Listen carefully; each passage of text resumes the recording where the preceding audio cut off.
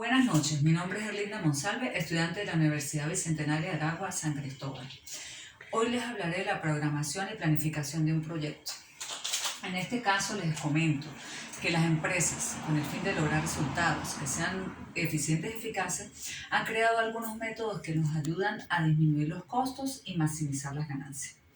Para lograr esto se pueden aplicar los siguientes métodos. Tenemos el método simple de la recapacitada. Se cree que la demanda es igual que la oferta, con el fin de facilitar el estudio y los cálculos necesarios. Esto gracias a que se aplican técnicas reales con variables simuladas. Se emplean grafos. Ojo, hay quienes confunden los grafos con gráficos.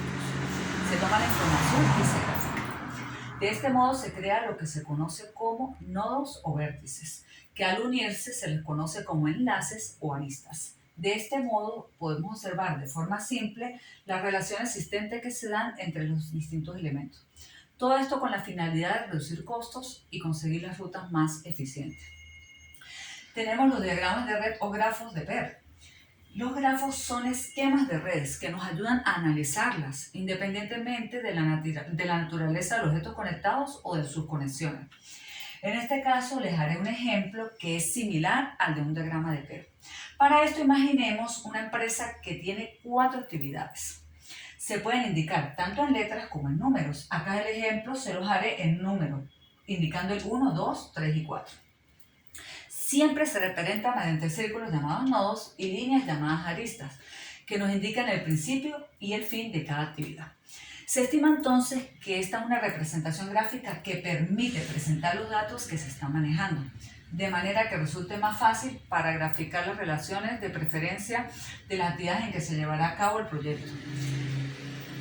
Los nodos representarán la unión de la iniciación y la culminación del proyecto que se ha formado. Entre nodo y nodo se calcula el tiempo. En este caso se suma o se resta dependiendo de la ruta tomada.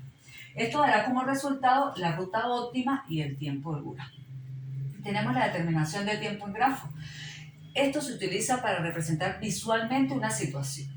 Permite que se analice de forma ágil y en menor tiempo para determinar la ruta más eficiente y eficaz. Aplicaremos la ruta crítica, que se emplea para poder determinar la secuencia de las actividades. Nos permite obtener el tiempo más corto en que es posible culminar un proyecto, analizando todos los caminos posibles, desde el origen hasta el punto de llegada.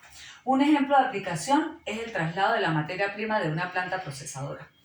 Es muy importante poder determinar la holgura con que se cuenta en la ruta seleccionada. Esta me indica el tiempo que se puede retrasar una actividad sin que afecte los tiempos del proyecto en general. Cuando se habla de holgura se clasifica de 2 formas, según las características del proyecto. Está la holgura libre, que es el tiempo en que se puede retrasar una actividad sin afectar la actividad sucesora. Y está la holgura del proyecto, que es el tiempo que se puede retrasar el proyecto sin afectar la fecha de entrega o finalización. Tenemos el tiempo y costo óptimo de un proyecto. El análisis costo-tiempo utiliza el método de procedencia para determinar el presupuesto mínimo y el tiempo óptimo de un proyecto, o sea, el menor tiempo posible. Es importante tener la información detallada de costo y tiempo de cada actividad que se ejecutará.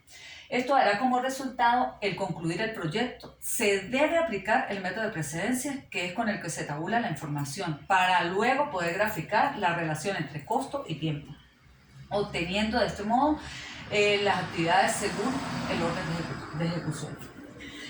Ok, tenemos la probabilidad de concluir el proyecto.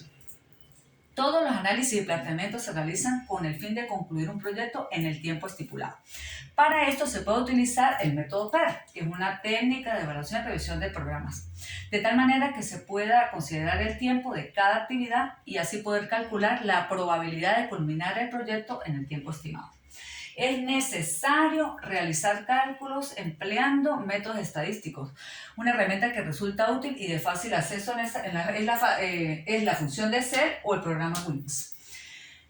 Curva de costo y tiempo. La curva de costo se basa en graficar los costos acumulados que se generan en un lapso de tiempo durante la ejecución de un proyecto determinado. Se debe diferenciar que los costos del dinero que se espera gastar no son los pagos realizados.